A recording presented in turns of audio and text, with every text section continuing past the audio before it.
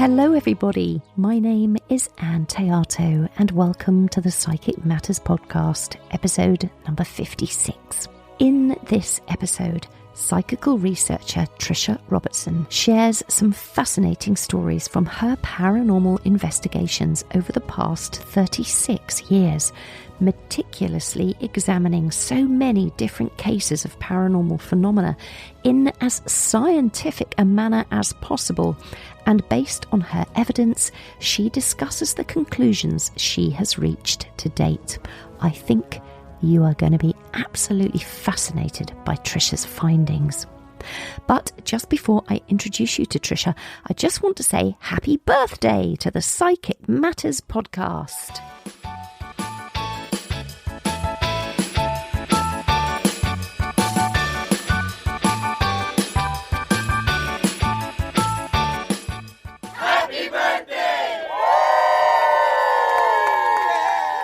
Huzzah! We are going to be celebrating our second birthday on February 13th, so that is a great occasion for a lot of joy.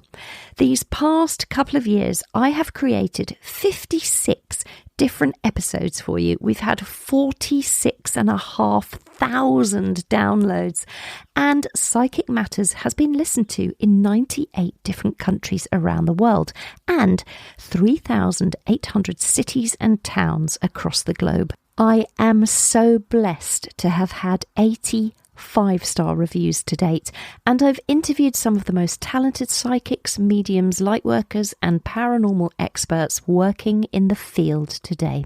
I'm delighted to say that Psychic Matters is still ranking as one of the top 1.5% most popular podcasts globally out of 2,776,456 shows that are out there.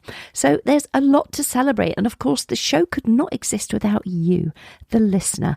And I want to thank you so much for your unending support, for some of the incredibly kind emails I've received telling me how much this show has meant to you or how much you've learned from it, which you otherwise wouldn't have had access to. And I want to thank all of us for coming together as a community of people who feel that there is a great need for this topic to be taken very, very seriously indeed.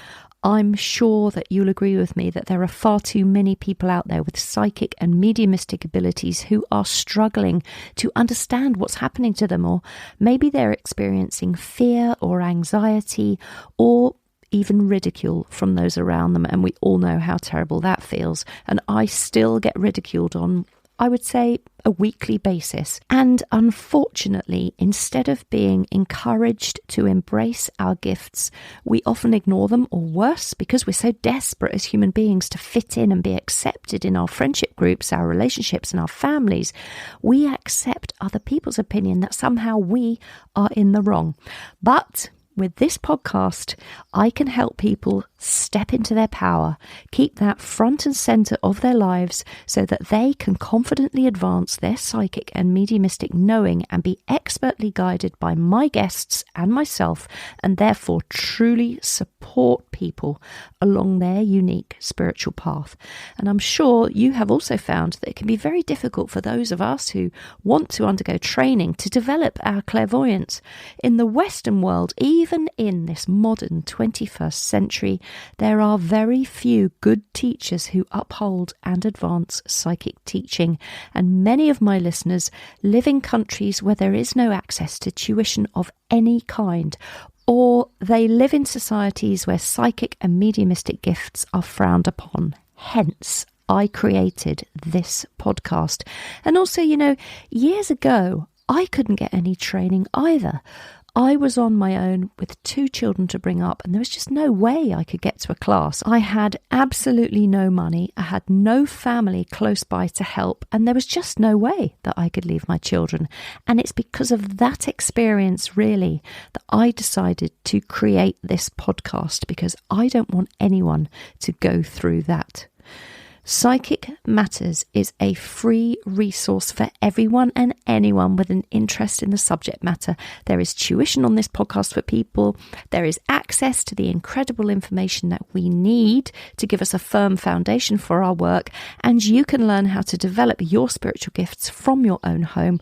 But you'll also investigate the teachings of experts across the globe to gain their wisdom, their advice, and their spiritual wealth. So, to conclude, I just want to thank all of my guests over the past couple of years who have so willingly given their time to you all and shared their incredible knowledge to enable you to grow. Please do go to Apple Podcasts and leave me a written review, because those elevate the podcast up the charts and Psychic Matters becomes more visible to those who may really need it. And now settle back in your chairs, put in your earphones and be prepared to be blown away by the case studies of a paranormal researcher. Tricia Robertson, one of the UK's foremost psychical researchers, is with us in the studio today. Tricia, welcome to Psychic Matters. Thank you so much for your welcome, Anne. It's great of you to join us here. And I think probably the first question on people's lips is, what does a psychical researcher do? Oh, I'm so glad you asked me that question. A psychical researcher, I'll tell you how psychical research started, and that'll explain it better. In the Victorian age, it was the age of spiritualism run riot, as you know.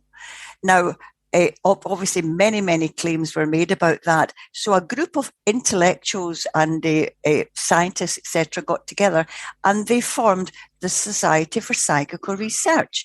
And psychical research is simply looking at the claims made basically by spiritualism, or any other religion with life after death, to see if there's any truth in it at all. And that's psychical research examines phenomena in as scientific a manner as possible. And the big words there are as possible. And that's what we do. And the true psychical researcher like myself, we look at what's happening. You look at the experience, you evaluate the experience, you see if there's any way at all you can test that, you can verify it, and in so doing, then you can come to some sort of conclusion. But if you've ever read any of my 3 books, you will realize that the more you go into this, the more difficult it becomes. The answers become more and more elusive rather than a straightforward answer. But there is no doubt in my mind, the trouble with psychical research is there are so many topics. My topic is the proof or evidence that would point to survival of consciousness after physical death. And in my mind, after 36 years now, I am in no doubt that our physical bodies die, but we don't. The real you, the real essence of ourselves, we'll call it consciousness, you can call it spirit if you like, you can call it soul if you like, the name does not matter. But the evidence, it's the real you. It's not the Anne I'm looking at, it's what's inside you, is the real person. And that, with all your memories, with all your mannerisms, with all your knowledge, your sense of humor, your bad points, everything of that in your consciousness survives. And it's remembered once you get over to the other side, wherever the other side may be, because the other thing is no one in this world, and believe me, I've spoken to neuroscientists, neurosurgeons, also so people to do with the brain, and let no one tell you where consciousness lies, because no one can tell you. We'd only know it exists. If it didn't exist, I wouldn't be talking to you. And the form of consciousness when we die, no one can really tell you what that is, other than the reported things from near-death experience, for example, is when you get over to the other side, it's absolute bliss, absolute unconditional love, and your earthly worries fall off your shoulders. But I'm absolutely convinced after 36 years, through evidence and through some experience, that our consciousness survives physical death.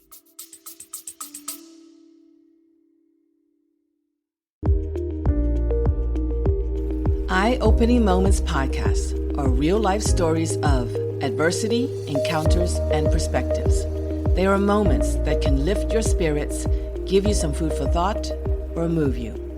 For the introspective mind that likes to reflect, discover, and find solutions or meaning in a complex life, listen to Eye-Opening Moments podcasts. So, Tricia, your passion obviously is evidence for survival after consciousness. Yes. This is what we as mediums are always trying to prove to our recipients, the people who come to us.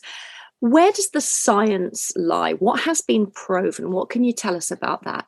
Well, it's difficult. Nobody says, one of my taglines is, nobody said this was easy, but you've got to look at what is evidence. And a lot of people will be listening who are indeed mediumistic. But as you're increasing your knowledge as a medium, you have to be very careful as to what you consider to be evidence. And we know there are some very poor mediums. They might say that, oh, you were unhappy last Christmas, you missed someone in the spirit world who's dead. That kind of thing is of no value and of no evidential value at all. Before I go into something more interesting, very, very quickly, Professor Archie Roy from Glasgow University and myself, we did classes at Glasgow University at night time, and we did a 5-year study of mediumship's information. It's too complicated to explain. You would all fall asleep. But trust me, over 5 years, we did 3 sets of investigations, noting everything down. The science is in the noting. And I will say that to everybody that has an experience or has a wonderful thing to tell, please write it down at the time with witnesses if possible, because if you don't write it down, it never happened, whether you know it happened or not. But if you don't document it, and that's the word I'm trying to get round to, it's the documentation. Now, very quickly with what I said, and I won't bore you with the protocol, it would drive you to drink. But when we did this, all the experiments, we have to evaluate information, and we use real people for this. It's not just a logarithm or something. And not only did we evaluate the information, for example, a medium might say, I have your father here, his name was William. Fine. Your father had a red beard, and so on and so forth. And when we did the experiments, I always told the mediums they had to make a statement, one statement at a time, not a big story, an absolute statement. And there was one particular notable one that I remember. There was lots, but the one I remember is I'm in a different room with a medium to the audience and Professor Roy. We don't see the audience. We don't know who they are. And I'm just given a knock at the door to tell me the audience are ready. Now, the medium hasn't a clue. They've not seen the audience. Neither have I. And we just knock, and I say, the first recipient is ready for a message. And the medium tunes in. Now, we didn't know if it would work. We had no clue if it was going to work. And the one that really stood out for me was when the medium said, whoever this person is, they live in a house called Christmas Cottage. And remember, we're in cold Scotland here, and because I don't know if it's right or not, so I'm writing it down. And the next statement was, within this cottage in the garden, there's like a Buddhist shrine in the garden. Now, I mean, you couldn't easily guess that somebody lived at Christmas Cottage and there was a Buddhist shrine in the garden. Now, that's very, very good evidence. Now, when we come to evaluate these statements, what we do is, for example, say there's 40 people in the room. Now, how many people out of 40 are going to take, you were unhappy last Christmas? Have a guess. What would you think? 20, 25? Yes. Because everybody is miserable at Christmas, let's be honest. But to say this person lives in a house called Christmas Cottage and there are Buddhist artifacts in the back garden, well, there's really only one person out of 40 is going to be taking that. And the rest of the evaluation, I won't go into, it's statistics, but trust me, good mediums do provide good evidence, but it's all in the nature of the evidence. I presume everyone listening to this assumes that life goes on. Yes, it does. And then more and more questions arise as to what that's like. But for myself, as a psychical researcher, we all have sort of wow moments, in our life. Most of it's quite boring, I'll be honest with you. For example, going out to haunted places, you very rarely see anything at all. Going to private houses or people that have reported phenomenon, I would say you'd be very lucky to get 50% of the cases that there was actually anything in. But you have to you have to walk the hard yards and go in and investigate for yourself. And I may say, the devil is in the detail, and the devil is in the circumstance of everything. You have to take everything in circumstances, because, for example, this is something I don't really, it's not quite what we're on about, but it's important. A lot of people talk about orbs this weather, right? And okay, I absolutely firmly believe that there are some orbs that are connected with spirit energy. Absolutely believe that. And for various reasons, some friends of mine, it was many years ago now, they would probably be in their 50s, and their families had flown the nest. So they were all alone on Hogmanay, New Year's Eve one night. They decided to set up the video camera to send messages to the family, etc. But after a couple of glasses of wine or beer or whatever they had, they decided themselves, with a drink in them, to test spirit. So the woman herself sat there and she said, I'm going to invite spirit to present orbs to us tonight. And then, sure enough, and it was in real time, she sent me a copy of it, and all these orbs began to appear around her. She had asked for them, and they came. And then, mind you, they had a couple of drinks in them, but it doesn't matter. It happened. And then she said, okay, now I'm asking spirit to step back, and the orbs disappeared. Now, that's not dust. That is within context of what she asked for. And I've seen a few photographs of people have sent me saying that this is what happened, on a particular photo. And it was only significant because it was only relevant. There was an orb over the person who had lost someone recently to spirit. Now, I totally believe, now I'm not saying that orb is a person. I'm not saying that at all. I'm saying that the orb is spirit energy that they have sent. Like, I can send you a loving thought, and spirit seemed to be able to send that energy, that essence of the energy to the person. The person's not wrapped up in a little ball in the middle of that. And the one of the other things, Gordon Smith, the medium, and I, well, it was my investigation, and it was a pub. And actually, I can't remember where it was. It was Baillieston, I think, just outside of Glasgow. And in this pub, many, many things had been reported. The pub only had a downstairs, but there was an attic, and they could be sitting in the pub and they would hear footsteps upstairs, and they would hear dragging sounds like dragging bags along the floor or something. And that scared them to blazes. So anyway, we came in. I was a psychical researcher.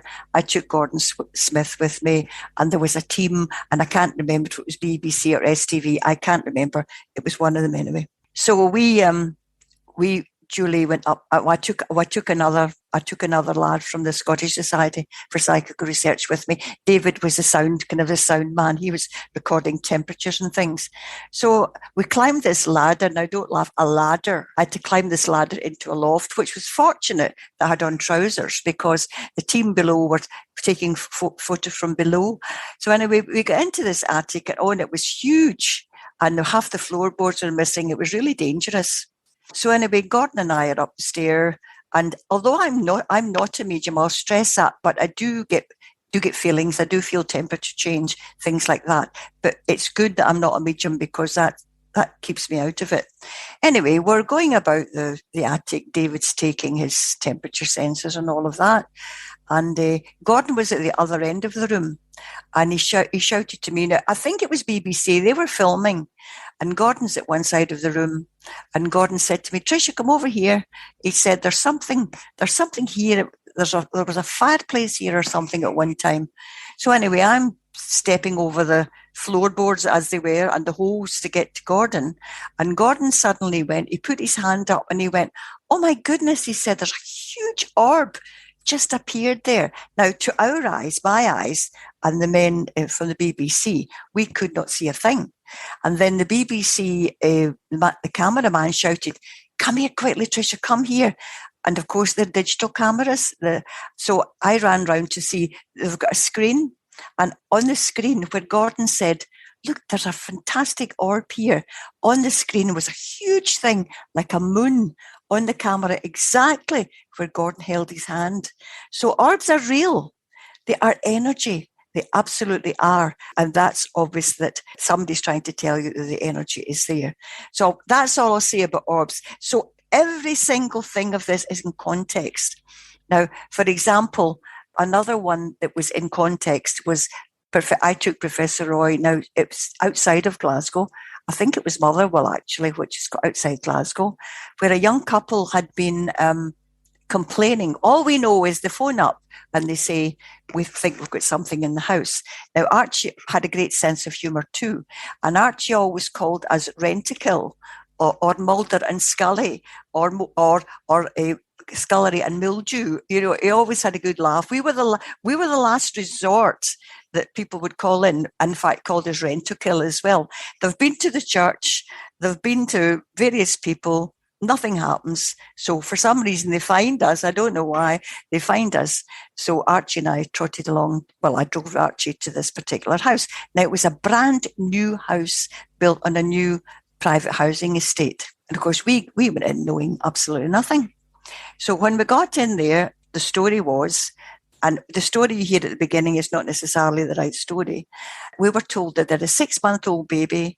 Now, this house was strange because inside the lounge was a staircase going upstairs. I know that sounds weird, but it was. It was a solid staircase going upstairs.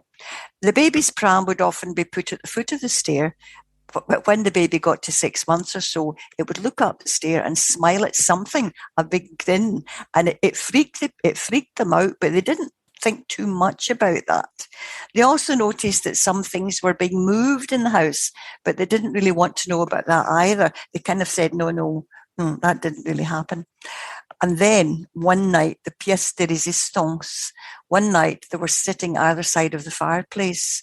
Now, in the corner of this lounge where there was no windows, no draft, no, nothing like that. Because when babies come, they get lots of toys that they don't need, but the fathers do.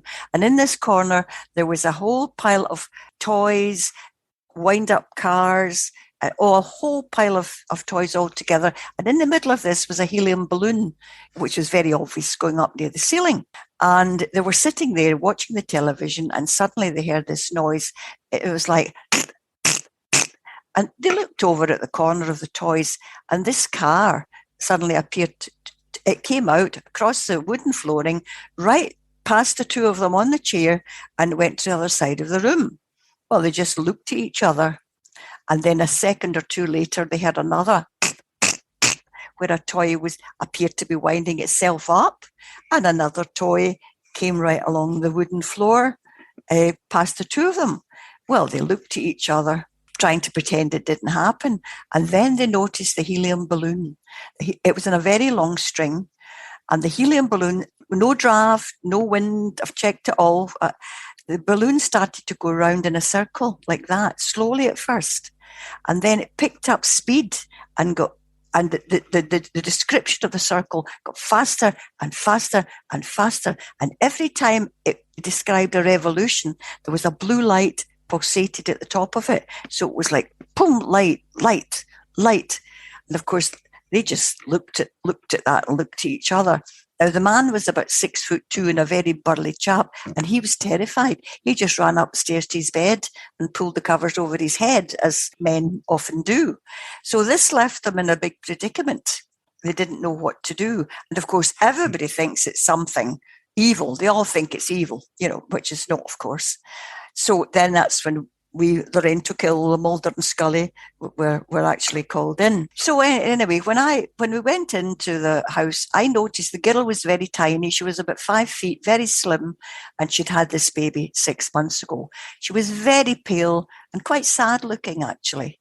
Anyway, a lot of psychical research is not us talking, but listening to what the people are actually saying. You let them talk. They actually give you the clues themselves as to what's going on.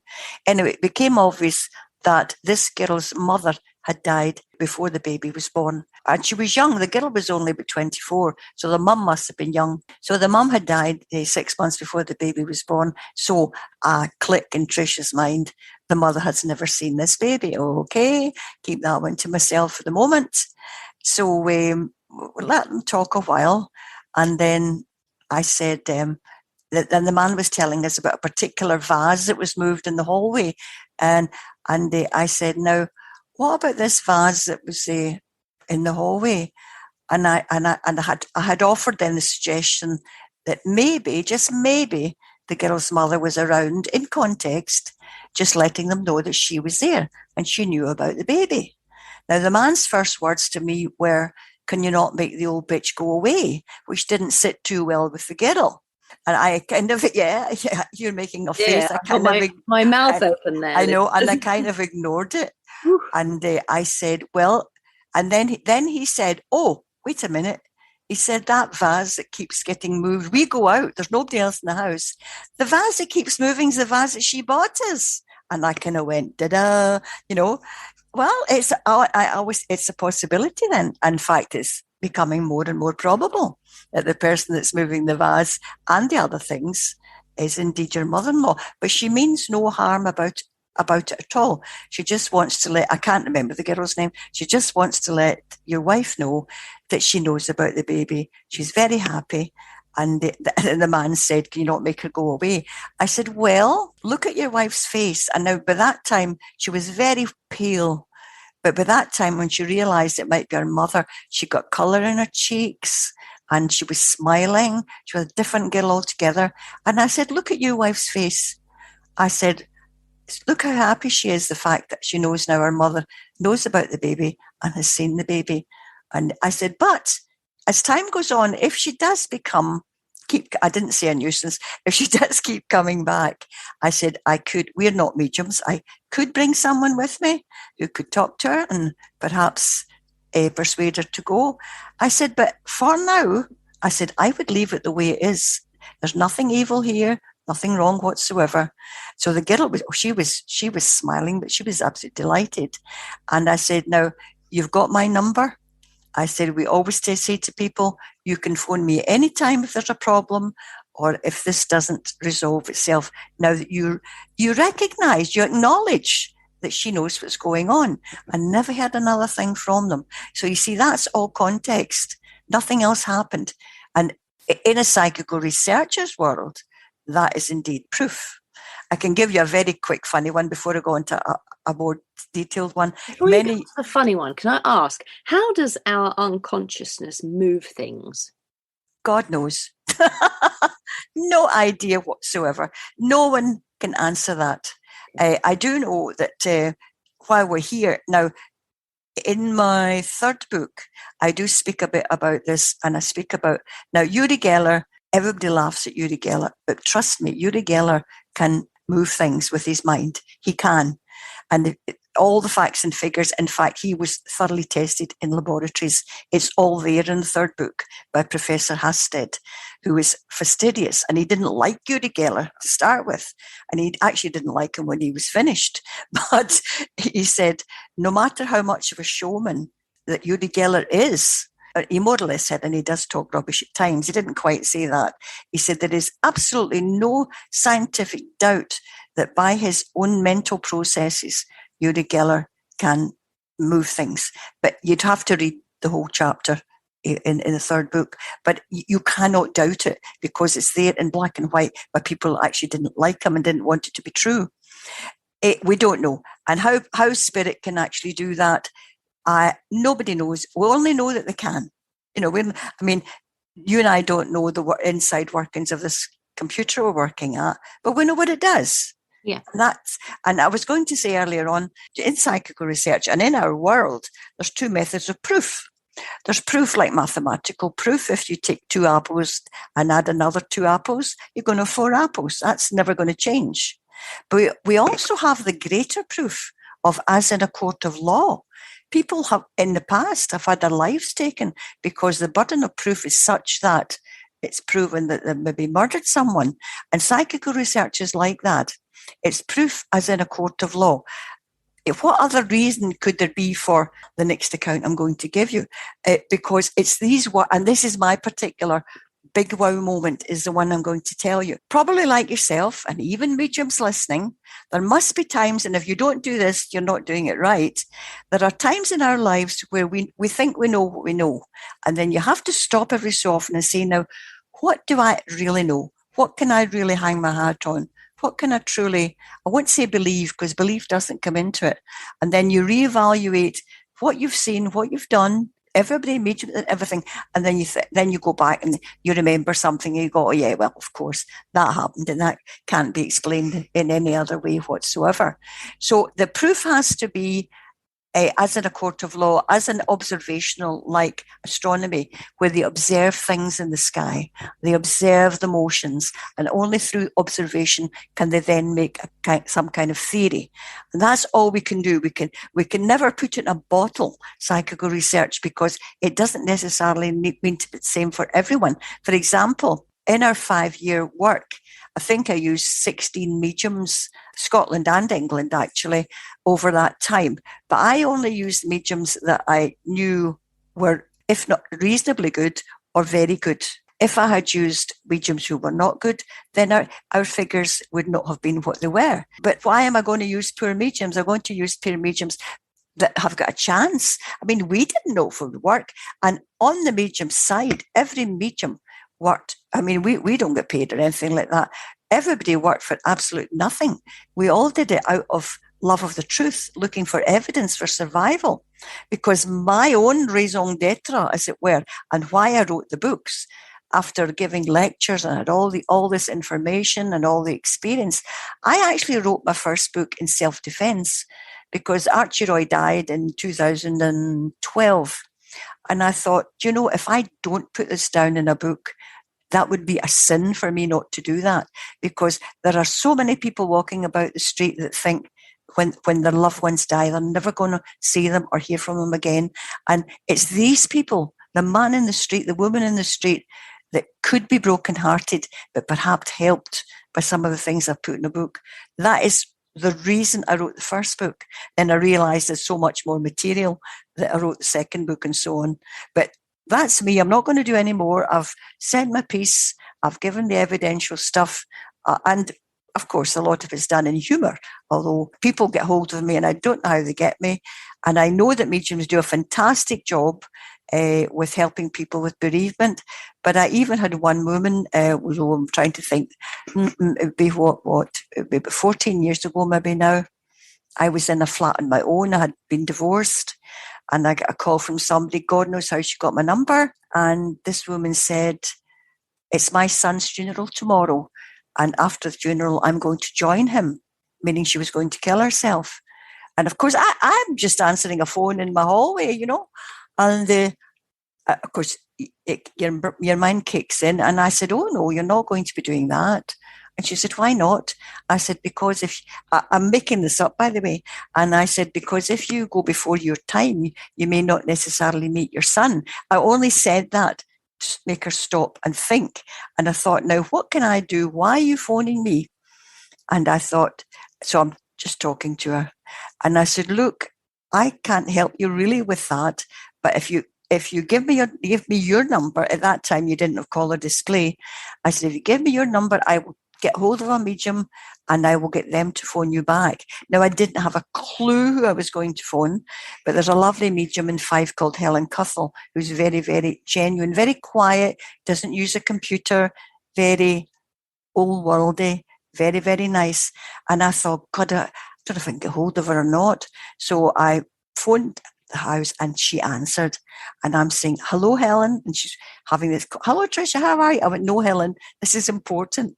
A woman's just phoned me. She said she's going to kill herself after her son's funeral tomorrow.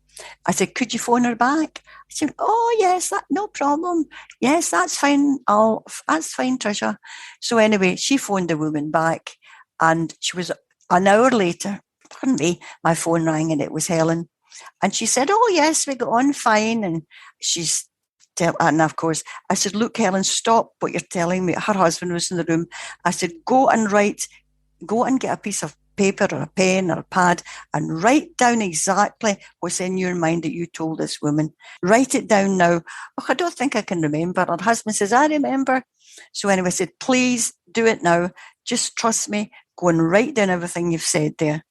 So that was fine. She came off and I phoned the woman back. How did you go on with Helen?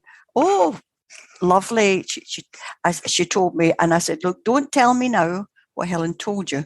I want you to go right now and write down what Helen told you.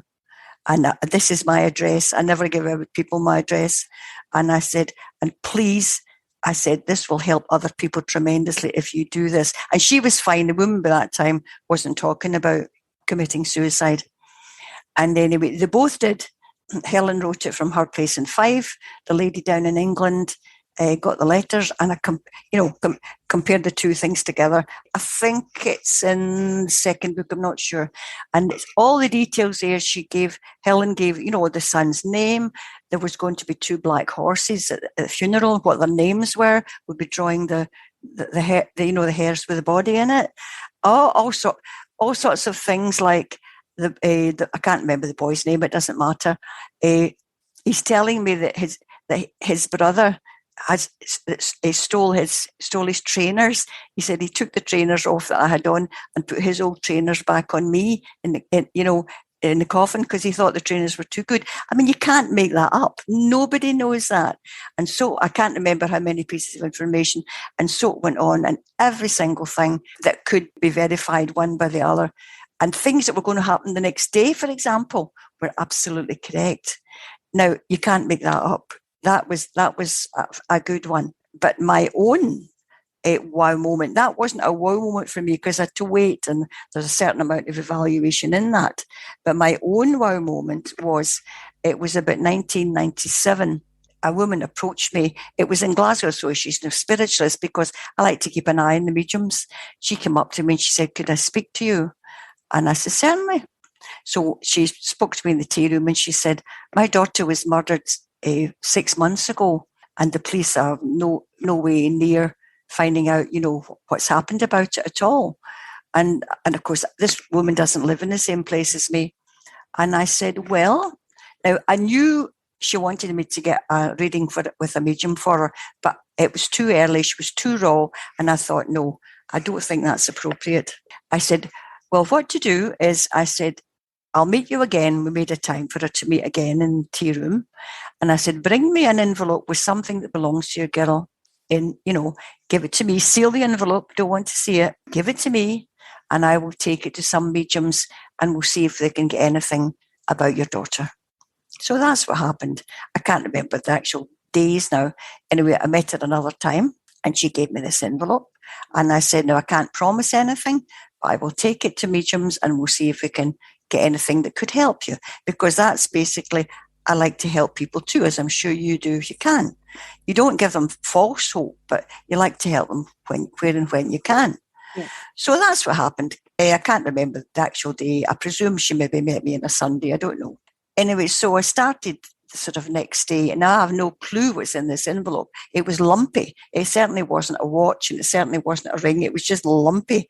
You touched it, and it was all, don't know what it was, lumpy. So anyway, I took it to one medium that I know, and he made a couple of statements about it, but not very much at all. In fact, all the mediums were men. That was just by chance. And then I took it to another medium, and he said, we said, oh, I don't like this. He said, this is seedy. This is seedy. Somebody was murdered. And of course, I'm just saying nothing. And he said, there's a taxi involved in this. There's a taxi. And there's a green Vauxhall, something to do with that as well. But I don't like it. And he wouldn't go on with it. So I took it to a medium that I know very, very well. And I'm able to go into their home, just knock the door and go in. And I thought, well, I'm not getting anywhere with this. So I went in, I presume it was about maybe a Wednesday or something like that. So I drove up in my car, knocked the door, opened the cell. Come in, Trisha, come in. And the medium was sitting at a large dining table with a computer in one, on the table, and a cigarette in the other hand. And he looked at me sort of, no, hi, nice to see you. And I said, look, now I never ask mediums for anything. I have never asked any of the mediums I know for a reading ever. And I never will, because that's not professional. So I plonked this envelope down on the table and I said to him, can you put your hand in that and tell me if you get anything? And he looked at me with a cigarette in hand disdainfully and said, do I have to? And I went, yes. Now, he would know me well enough to know I wouldn't ask if it wasn't important, because I'm clueless at this time. I haven't a clue what's going on. So, of course, I've got my trusty notepad and my trusty tape recorder. So grudgingly, he put out the cigarette and put his hand on the envelope. And immediately, when I say immediately, I mean immediately. There wasn't a millisecond between putting the hand on that. And he said, I've got a girl here that was murdered, and immediately became animated. And I just went, just nod, So writing it down, got a girl that was murdered. She's got medium length brown hair. Well, of course, I don't know. So I'm writing it down. And as it went on, it was like a 3-way conversation. She's telling me that her boyfriend, and she named a name I'm not going to say, her boyfriend was the first to know that she was murdered, and he phoned her mother, because I'm writing it all down. She's telling me she's got tattoos over her left breast, and described the two tattoos, intertwined hearts and the colours. And I'm writing it all down. And she's got other tattoos behind her right shoulder in the form of a rose and the colours and all of that. She's telling me she lived in a flat, one up on the right-hand side, and she lived in a cul-de-sac. I'm writing it all down. And then came the, statement for me. Now, I've never, ever known anyone who's ever been in jail anywhere at all. And he said to me, she's telling me she was in Contonville prison when she was younger. And I'm thinking, what? I'm thinking, what? I'm not saying anything. I'm thinking, oh my God, that's either got to be right or it's wrong. There's no in between. She was in Contonville prison when she was young. That was a kind of, literally my whole inside went, wow. And she's telling me that she terminated a pregnancy when she was younger. I'm trying to remember some of the other things he said. Oh yeah, and it was like 3-way conversation. And he's looking up. She's telling me that the newspaper reports of her death, the clothes she was wearing were all wrong. And she said what the paper said, and then she said what the correct clothes were. I can't remember what they were, but they're all, I think it's in book 1 or book 2, I'm not sure. Anyway, I've got it all written down exactly, as I say, statement after statement after statement, individually. And then she gave a wee bit detail about her murder, of which I wrote down. And she gave a description. She said it was 2 men that murdered her, not one, and a wee bit about the men, but nothing too specific about them. I'm sure there's something else. I'll remember that. Oh yeah, she misses her 3 cats. Now, how many people have got 3 cats? Not a lot. So anyway, I just thanked them very much. We had a cup of tea, and of course, I don't know if it's right. He doesn't know if it's right. Not a clue. So, that was one. And he said, she's telling me that as we speak, my mother has moved my photograph from the top of the fireplace to the top of the television. That was before the thin televisions we've got now. So once again, I'm writing it down. Don't know any different. That was fine. So 2 days later, I had the mother's phone number. Can I come and see you in her house this time? I'd never been there. So I went along to see the mother, and she made a cup of tea. And as soon as I walked in, I saw a photograph of a girl on the television. And I said, oh, is this your daughter here? She said, yes, I just moved her photograph there 2 days ago. And I thought, okay, that was exactly what the medium said, but I never said anything. So I said, now I'm going to read some statements to you that I just said mediums have made. And I want you to tell me if they're right or if they're wrong. There's no in between. They're either totally correct or they're wrong. There's no, oh, well, maybe it was this, maybe it was that, because that's the kind of person I am. Having done maths and physics, I've got no imagination whatsoever. So anyway, I read out everything I had. There was 29 pieces of information there. I didn't read out the bit about her terminating a pregnancy because I thought you might not have known and your daughter's been murdered. I didn't give her a description of it was 2 men that murdered her. I didn't give her the description of how she was murdered. I thought, no, not doing that. I possibly should have, but there was no proof in that, so I withheld it. I only read out 22 pieces of information.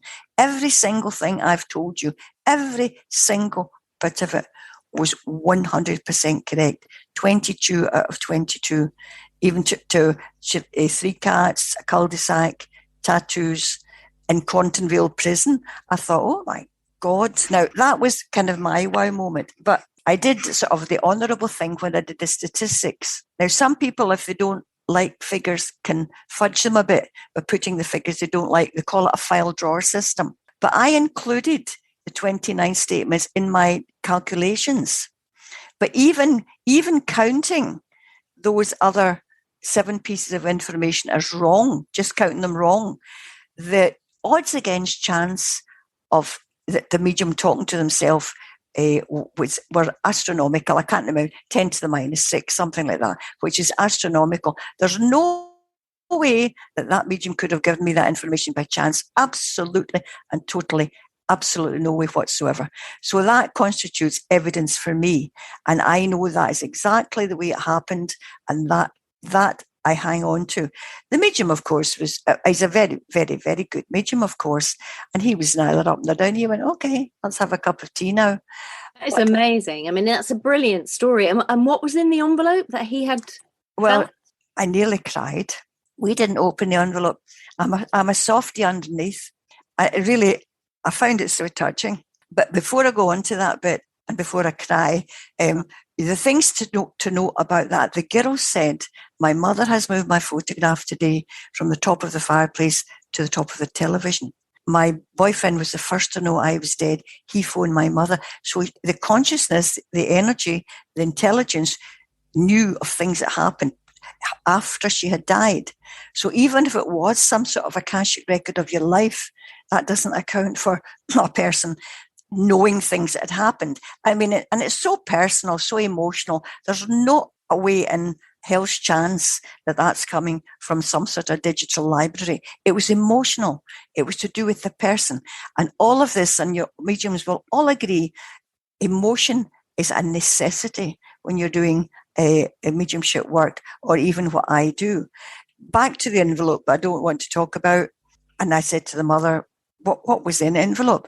And it was rubbish. It was in it, absolute rubbish of things from when she was a wee girl, like broken fences from a toy thing. And I nearly cried. I thought, oh my God. Of course, the thing doesn't matter. It's the energy. It's the essence of what's there. It was just rubbish that was in it, trivia. And yet how important that was within giving that mother that information. That's a beautiful story, and that's brilliant evidence. That's really amazing. That's evidence. That's evidence, yeah. So what do you think, Tricia, is, you spoke earlier about footsteps, dragging sounds, things like that. Well, yeah. What creates that? Well, that's completely different again. That particular, we'll go back to the same one in that pub. The medium said to me that there's no spirit here. It's energy. It's energy that builds itself up. Once again, we don't know, but he said there's nobody here doing that. I think there was a lot of jiggery-pokery going on from the past in that, I think, many, many years ago. So it's just what some people would call residual energy. I hate that term, but you know what I mean? Yeah. There's a thing called stone tape theory. Now, it is a theory that when anything happens of any emotional importance, that energy of the thing that happened is absorbed into the very fabric of the house or wherever it is. It could be a battlefield, but the energy there, I talk about that in the third book, the energy of what happened there seems to be maintained.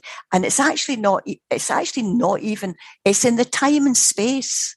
And it's only people who are sensitive that they can see it like a video. It's like their mind's replaying the video of what happened in that space. But how that works, no idea at all. Quick funny one before I go any further and I forget it. Many years ago, the investigator Maurice Gross down in London, and he was I loved him to bits. He was a grumpy little man, and he was trying not to prove that survival worked. And Maurice went into this haunted building. I don't know what it was. So Maurice, being Maurice, went in, left a tape recorder, the old-fashioned tape recorder with you press the button, and he left a message on it. He let it run, and he said, "Is there anybody there?" And he went away. And he came back the next morning, let himself in. Nobody had been in.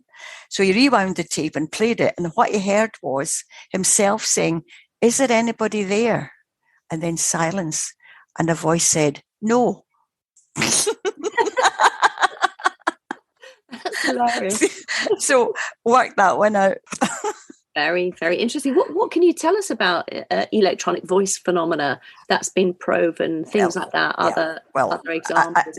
This sounds like a third book launch, but you're picking all the subjects that are in my third book, actually. Yes, if you look at, I give a wee bit, not the history, boring, but who did what and so on and how it progressed. Yes, there's no doubt in my mind that there is genuine electronic voice phenomena. And many people claim to get connections, even on the telephone. The phone can ring and it could be somebody that's passed over. Some people say they get things on the computer.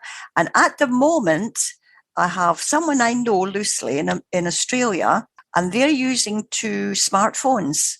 And I'm not quite sure how they do it. And it's in the early stage that they say that using 2 smartphones, they can almost get voices from spirit people by order of in order. And so I'm looking forward to hearing that, how that goes. How does that work with 2 smartphones? No idea, but I'm hoping that he's going to tell me quite soon. I don't know. But they seem to use 2 phones. I don't know how they do that. And they say they can hear quite clearly. But I'm waiting on the evidence. That this man seems very credible, but that seems to be. And of course, some people are trying to develop what they call a soul phone, but that I'm not particularly convinced of. But people like Arabella Cardoza in Portugal, she was a chargé d'affaires for Portugal, a very clever lady, and she started a magazine. I can't remember the name of it now. I think it's called the ITC Journal, and she's been there, she's been out, she's listened, and I say I've in the third book, it's not a sales pitch. There's some very, very good evidence for at least some of it being true. And that's the whole problem with the paranormal and what we do. There are gold nuggets and there is absolute nonsense. And the man in the street doesn't know who to believe. And that is the problem. I'm fighting in the middle from both sides, trying to put it together. And people are listening. You can only make up your own mind. Having read the evidence, once you've read the evidence, you make up your own mind if that's enough for you. I can't tell anyone what to do, what to think, but I can provide you with the tools for you to think yourself. If somebody wanted to try EVP, electronic voice phenomena, that's listening to this podcast, could they simply put a voice recorder on their telephone and leave it in a room? Absolutely spot on. It does. Everybody makes things difficult. What I tend to do, as I said, some people in psychical research, they have all these fancy ideas and they have theories and they use letters for things, like ABC, whatever, and nobody knows what they're talking about. I keep it simple. I'm a simple person. I'm a simple maths and physics teacher. And let's look for the evidence. Cut away all the things that are unnecessary. I nearly swore there. You leave a tap running for white noise effect or anything like that. You can do that. Yeah, you can do that. All you can do is try. You could leave a tap on. I don't think I'd leave a tap on all night, mind you, and do that. But they can certainly try it with any form of recording device that they have. Yes. And then, of course, you've got the likes of the wonderful Leslie Flint, Voices in the Dark, who was a medium that could produce voices from spirit people. This is the exciting thing. I love it. I just love it, psychical research. I mean, Leslie Flint, people try to knock Leslie Flint. They're lying. Leslie Flint was absolutely genuine. Once again, I think it's in the first book, Leslie Flint. And if you read his book, Voices in the Dark, the man himself was poorly educated through no fault of his own, very genuine, great sense of humour. And the one thing I've found out about doing what we do, you have to have a sense of humour. If you're too uptight, then forget it. It won't work. But yeah, if you have a sense of humour and a feet in the ground and a stable mind, and of course you do realise some people who are maybe mentally not sound, shall we say, try to dabble in this, and it's not a good idea. Absolutely not a good idea. And I don't know how we stop that. And Tricia, what can you tell us about, we hear so much about earthbound spirits. There are. Yeah. Is there such a thing? Yeah. How does that happen? Once again, in all of this, there's no one answer for one question. What did I say earlier on? Context, circumstances. Once again, I think it might be book 3. I seem to be plugging this book. I have got a tape of three airmen who their plane crashed. We think it must have been in the 70s. I haven't got an exact year for it. Now, it's in the north of England. I want to say it's near the top and it begins with an L, but I can't remember the name of it. Anyway, it's in the north of England. It was an airfield.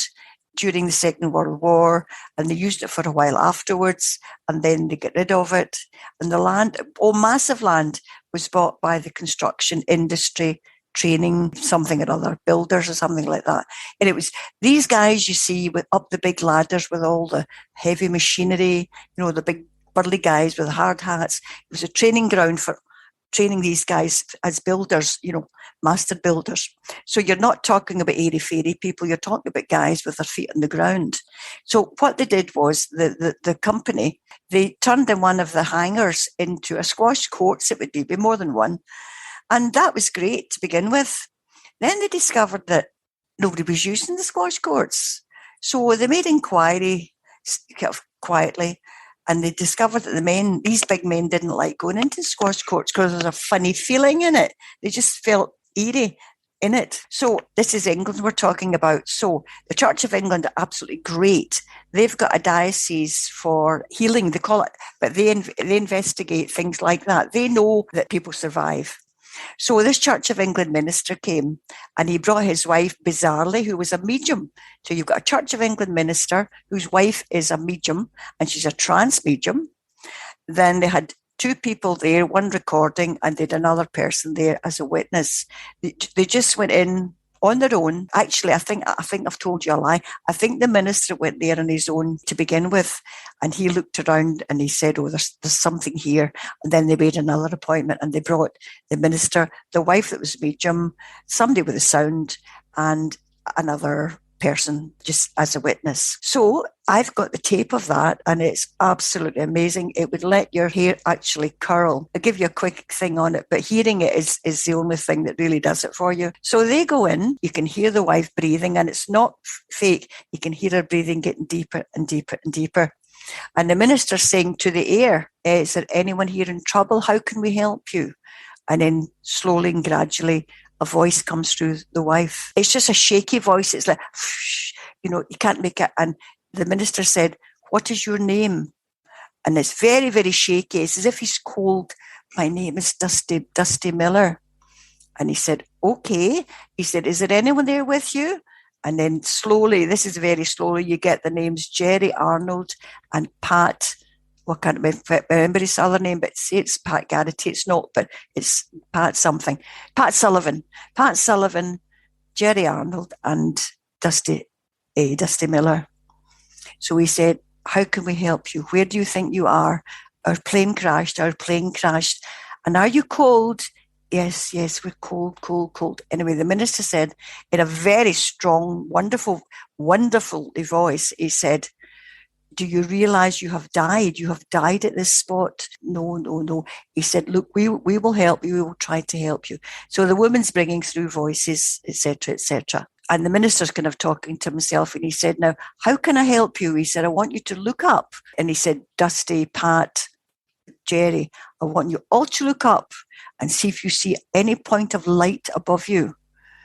And he said, no. He said, "Now, look again, the smallest point of light, just look, see if you see anything." And eventually one of them says, "Oh yes, there's a small point of light." He said, "Well, draw yourself towards that light, go towards it." And it sounds cliche, and draw yourself towards the light. When you get towards that light, someone will be there to help you, because you have died. Shouldn't be here anymore. And it talks through. And eventually there's a difference, even listening to it, there's a difference in the atmosphere. And then for me, the pièce de résistance, this different voice came through the medium. Oh my God. It was what I call a golden voice. It was like some huge spiritual being. And the voice said, "We thank you." It was a man's voice. "We thank you for all the help you have given here today." And the minister said to the voice, "And are they all right?" And the voice thought for a minute, and he said very carefully, "At this time they are being helped." And oh my God, the atmosphere, you could feel the hairs tingling, on the back of your head. And the minister was all very practical about it. And now they didn't tell the men, the workers, they were doing this, obviously. These are big, hard guys working machinery. And then after that, they began to notice gradually they came back, and one by one, the squash courts so the atmosphere was totally different. And then after that, they did begin to use the squash courts, but they never told the men, of course, they had done. Please do not use the word exorcism. I hate it. It's not even true. They managed to get these men who'd been stuck for 30 years. They'd been stuck in, but you see, space and time are not the same in spirit world as they are here, because you go to sleep at night, you waking up, you don't know if you've slept for 2 hours, 8 hours, or 10 hours. And it's like that, seemingly. Your consciousness just exists, but you're not aware of it. Same as in sleep. You don't know if you're waking up, if it's 2 o'clock, 4 o'clock, or if you've slept for 8 hours. And none of us can tell anybody where we've been during sleep. And I believe it's like that. It's not painful. It's just something we don't understand. There's so many things. Very interesting, fascinating story. But it makes me think, well, why don't the spirit world know? Because they're ready to greet us on the other side. Where were they? I think I can give you an idea on that, right? And I think I talk about in the first book. People can be earthbound because of the trauma. And if you want to put it like that, they're here somewhere in different consciousness, but they don't look up. They're looking down. In fact, the minister said that. He said, don't look down. Do not look down to where you have your trauma. He said, look up, look up. So their brain can't conceive, because it was the plane crashed there. Such a trauma that they looked down, and between them all, or among them all, they held them. They didn't mean to, but they held themselves down. Spirit world, do you remember? I don't know it, of course, reading about the old medium Doris Stokes many, many years ago. Yes. And I read that about 40 years ago, and it stuck in my mind. Doris Stokes' husband was very, very, very ill, and she was by his bed all the time, of course, and he was really, really nearly on the way out. So she sat at the side of the bed, and she knelt and she prayed. She prayed for healing, and she prayed for the spirit world. Now, you think she would know, being a medium. She prayed for the spirit world to come, please come and give him healing. And just as she said it or thought it, a blue light came in the window. Pale blue came in, circled the husband for a while, not long, went out again, and the husband wakened up. And he was a lot better. And Doris Stokes said to the spirit world, to the air, she said, why did you not do that sooner? And the answer was, you never asked. See, I believe they're not allowed to interfere unless you request it. So, and then going back to the 3 men and people, so you can be stuck because you don't know you're dead and you're scared, and the energy is just holding you down to the earth energy. You can be earthbound because you choose to be earthbound. There are many accounts of, say, first wives who have died. They know they're dead, but they're not going to move on because they don't want the second wife to find where she's hidden her money or her jewelry. And that happens. They hold themselves down, and they can also hold themselves down if you're left and you're really brokenhearted and they want to stay there to try, like the mother moving the thing and moving the toys. She's holding herself down just to let them know they're okay. And most people just want to let you know there's always something when somebody dies. They give you a signal of some kind. With me, it's all electric because I'm not a medium. I always get electrical phenomena, inexplicable electrical phenomena. It's taken me years to realize, okay, well, that's Carol or that's so-and-so. And that's, they want you to know that they're okay. And that's a sign, I'm okay. And then you audibly say, oh, right, oh, that's good, go on your journey. And so you can be held down because you don't know you're dead. You can hold yourself earthbound because you want to. You can be earthbound through sadness or feeling you've not done your job properly. There's one of those in one of the books. I can't remember which one it was. But the rest, do not fear most people, because the 99% of the people who die, but even in trauma, there's a one about a boy that I don't think I put it in the book. I'm not sure. He was in South Africa. His father was a South African lawyer, and the boy was killed in a car crash. And the boy came just immediately, and the boy came back the very same night to sit in the back of the father's car. And the father was an atheist. And there's a wonderful book, it's called On the Death of My Son by Jasper Swain. And that boy was killed traumatically. And he said, my soul was taken out my body before it crashed. I felt nothing. So once again, we've got this dichotomy of different things happening to different people. But I rather suspect that this boy was quite a special boy. And there is an old saying that only the good die young. And, I think there's something in it. A lot of people who die young or prematurely, you'll probably find they're the loveliest people you've ever met. And it's just their time on earth. And they go back home to that joyous place, of being in the next consciousness. And you've written 3 books about this, Tricia. I have. Things you can do when you're dead, more things you can do when you're dead, what can you truly believe? And your 3rd book, it's Life and Death, but not as you know it, from the unbelievable to the bizarre. Oh, there's some bizarre, but it's true in it as well. But I just find it also exciting. And it's just, I'm nobody's fool, hopefully. And there's such a variety of phenomena. So mediums, don't limit yourself to just mediumship. Read a little bit about the background of things that were done, experiments. I'm not talking about boring ones here. I'm talking about, for example, Leslie Flint had cotton wool stuffed in his mouth and elastoplast put over his mouth, and he had on headphones and blinded, so on, and yet still the voices came, that kind of thing.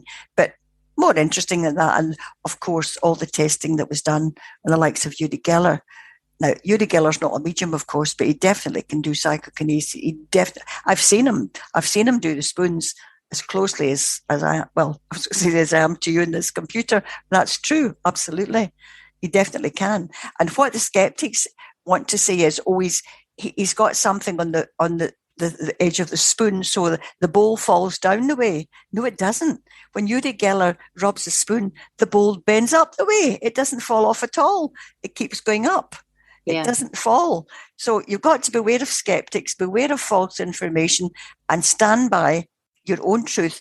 But make sure that if you're giving evidence, it is evidence and not just generalities. Yeah, I think that's such brilliant advice. And I love your concrete requirement for evidence. Absolutely. Tricia, I don't want to keep you because I know you're very short of time, but I wonder if you could just explain to us very quickly what a poltergeist is. I know that you've said a poltergeist is not a thing, it's an activity, and that no 2 cases are the same. And sometimes it comes from the subconscious of a human being, most coming from maybe a stress or a negative emotion within a person, and it's sort of an external expression of your unhappiness. I wonder if you could say a little bit about it. You've actually started a whole can of worms. Would require. I don't want to keep you. That would require another hour's program on poltergeist, because there's no one answer.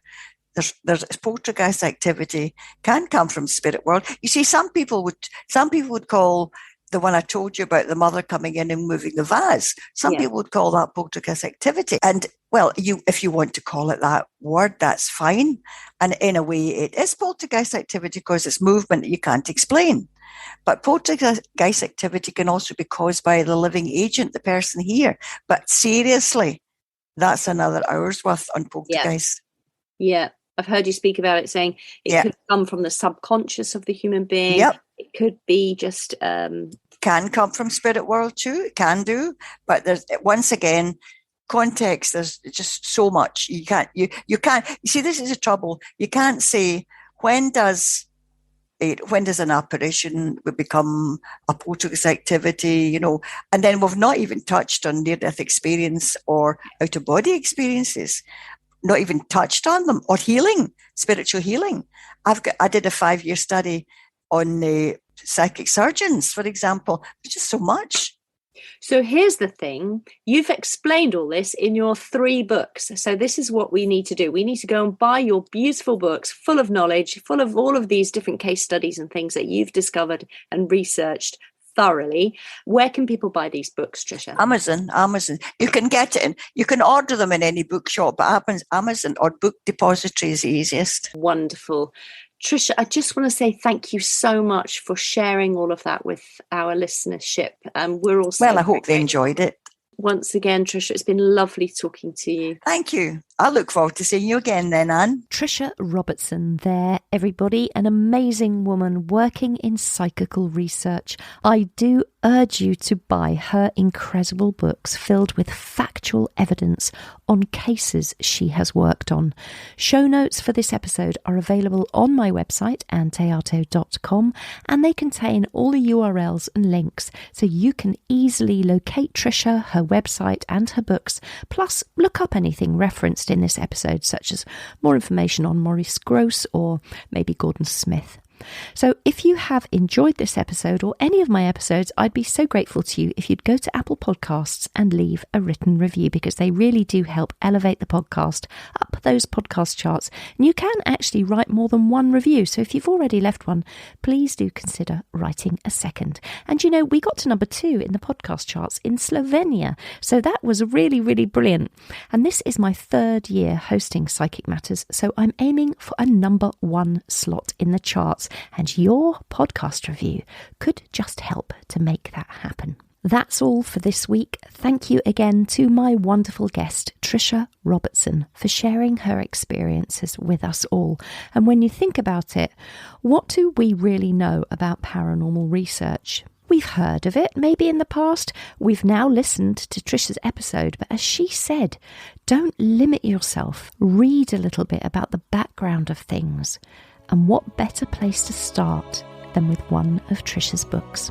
My name is Ann Théato, and thank you for listening to Psychic Matters.